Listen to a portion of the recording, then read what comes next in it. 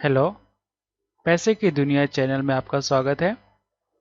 इस वीडियो में जानेंगे कि कैसे इंडिया में आप सिंपल बिजनेस स्टार्ट कर सकते हैं और बिजनेस स्टार्ट करने के पहले आपको किस किस चीज़ों पर ध्यान देने की ज़रूरत है।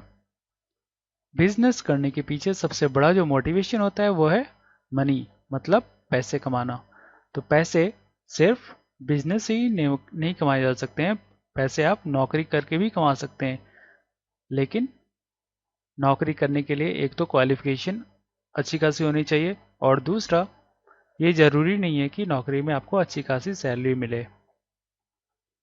कई सारे लोग तो नौकरी इसलिए नहीं करना चाहते क्योंकि इसमें काफ़ी ज़्यादा टाइम जाता है, तो बहुत ज़्यादा टाइम अपना नौकरी में वेस्ट नहीं करना चाहते हैं।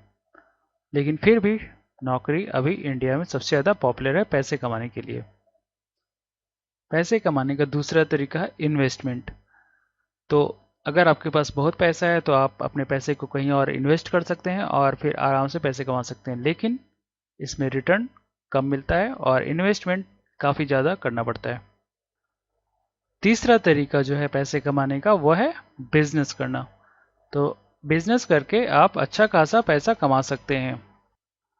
बिजनेस करने के कई मोड होते हैं, जिसमें से तीन मोड सबसे ज़्यादा फेमस हैं। सबसे पहला है प्रोप्राइटरशिप, जिसमें कि सब चीज़ ऑनर के ऊपर निर्भर करता है। ऑनर ही अपना पैसा लगाता है, ऑनर ही सारा बिजनेस करता है, और इसमें जो भी प्रॉफिट होगा वो ऑनर का होगा, जो लॉस होगा वो ऑनर को होगा। और पार्टनरशिप में क्या होता है कि कोई एक दूसरा के साथ ये एक पार्टनरशिप बनाता है और फिर दोनों ही पैसे लगाते हैं या फिर कुछ और शेयर करते हैं और फिर बिजनेस करते हैं, और दोनों पार्टनर आपस में प्रॉफिट को शेयर करते हैं।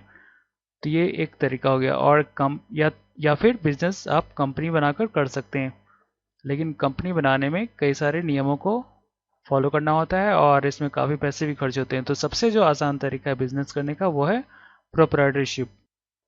इस वीडियो में मैं सिर्फ प्रोप्राइटरशिप के बारे में आगे बताऊंगा। एक चीज़ जो लोगों को याद रखना चाहिए कि अगर कंपनी बनाकर कोई बिजनेस करता है तो जो प्रॉफिट होता है वो कंपनी का प्रॉफिट होता है, ना कि इसके ऑनर का होता है। और कंपनी के प्रॉफिट को कंपनी का जो ऑनर है वह अपने अकाउंट में इसके प्रॉफिट को डायरेक्टली नहीं ले सकता है।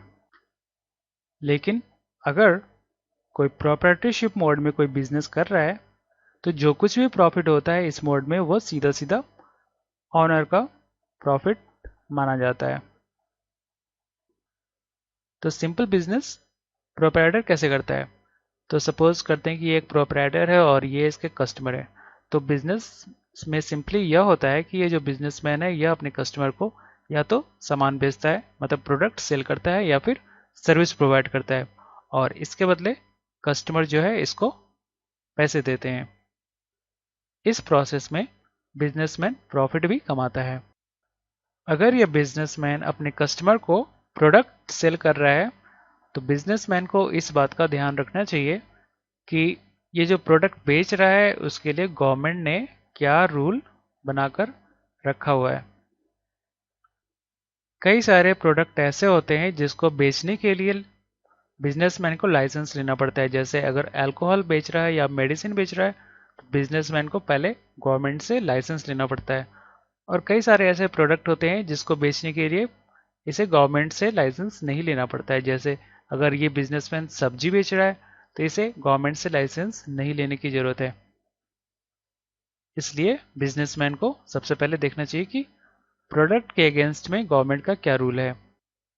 और अगर ऐसा इसे मिलता है कि जिस प्रोडक्ट को बेचना चाहता है उसके लिए लाइसेंस की ज़रूरत है, या फिर जिस सर्विस को वो प्रोवाइड करना चाहता है उसके लिए लाइसेंस की ज़रूरत है, तो सबसे पहला काम ये करना चाहिए कि उसे गवर्नमेंट से लाइसेंस ले लेना चाहिए।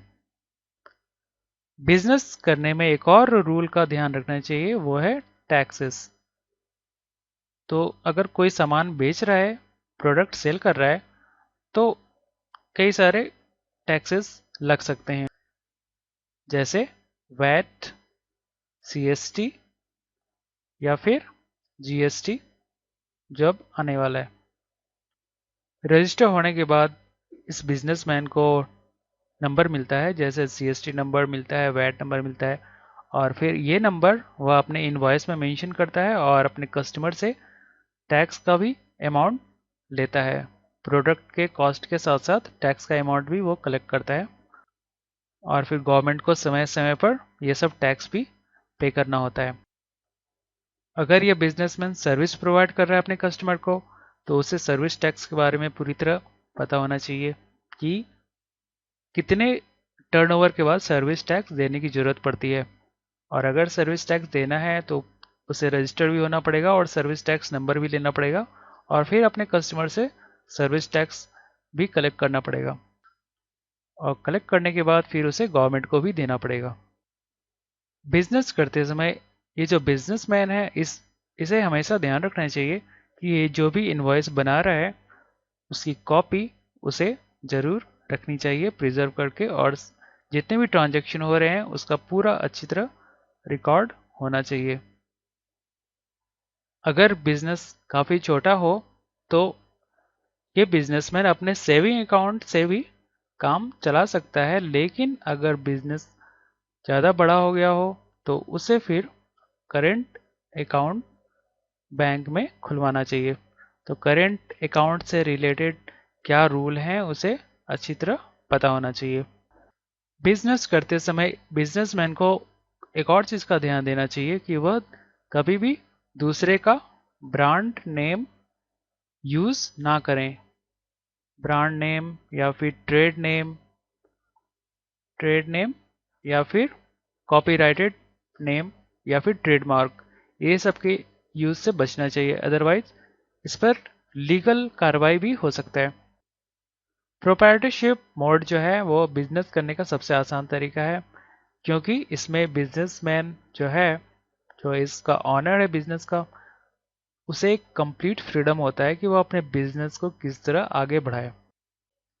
इसमें ज़्यादा डॉक्यूमेंटेशन की भी ज़रूरत नहीं होती है और ऑडिट वगैरह ये सब के चक्कर नहीं होता है। लेकिन प्रोप्राइटरशिप मोड में सबसे बड़ा प्रॉब्लम होता है वो है लोन मिलना, क्योंकि बैंक प्रोप्राइटरशिप बिजनेस को इजली लोन नहीं देती है। बैंक प्रोप्राइटरशिप बिजनेस को इसलिए इजली लोन नहीं देती है क्योंकि ये बिजनेस जो है इसमें पूरी तरह ऑनर पर बिजनेस निर्भर करता है। तो अगर ऑनर सही ढंग से काम किया तो बिजनेस सक्सेसफुल होगा, अगर ऑनर थोड़ा भी ढीला पड़ गया तो बिजनेस डूब सकता है और फिर लोन की रिकवरी में बैंक को दिक्कत हो सकती है। ऑडिट की जरूरत प्रोप्राइटरशिप बिजनेस में भी होती है, लेकिन सर्टेन टर्नओवर के बाद। और दूसरा सबसे बड़ा ड्रॉबैक जो है वो प्रोप्राइटरशिप बिजनेस के साथ है, वो है ग्रोथ का प्रॉब्लम, क्योंकि ये बिजनेस पूरी तरह ऑनर पर डिपेंडेंट है, और इसमें इन्वेस्टर्स पैसे किधर लगाएं, क्योंकि इस बिजनेस में कोई स्टॉक तो होता ही नहीं है जिसे कोई इन्वेस्टर्स खरीदे। तो दूसरे इन्वेस्टर्स को प्रोप्राइटरशिप बिजनेस में पैसे डालने का कोई तरीका नहीं होता है, तो इसका ग्रोथ भी लिमिटेड ही होता है। एक चीज़ बताना रह गया वो यह कि ये जो बिज़नेस है प्रोप्राइटरशिप बिजनेस, अगर किसी जगह से हो रहा है, ये कोई प्लेस है जहाँ से ये बिज़नेस चल रहा है, तो इस जगह पर बिज़नेस करने के लिए या तो बाजार समिति के लाइसेंस की ज़रूरत हो सकती है या फिर म्यूनिसिपैलिटी से लाइसेंस लेने की ज़रूरत पड़ सकती है। तो इस बात का भी बिजनेसमैन को पता होना चाहिए, और अगर ज़रूरत है तो लाइसेंस लेना चाहिए। और अगर प्रोप्राइटरशिप बिजनेस में ऑनर को प्रॉफिट होता है तो वह उसके पर्सनल इनकम में काउंट होगा और उस पर उसे इनकम टैक्स भी पे करना पड़ेगा।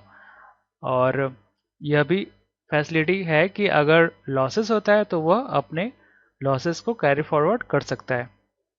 बिजनेस रिलेटेड कई सारे फॉर्मेलिटीज़ को करने के लिए बहुत सारी एजेंसियों की मदद ली जा सकती है, जिसमें सीए फर्म भी होते हैं। उन्हें कुछ फ़ी देना होता है और वे मदद करते हैं। तो इस वीडियो में इतना ही है। Thank you.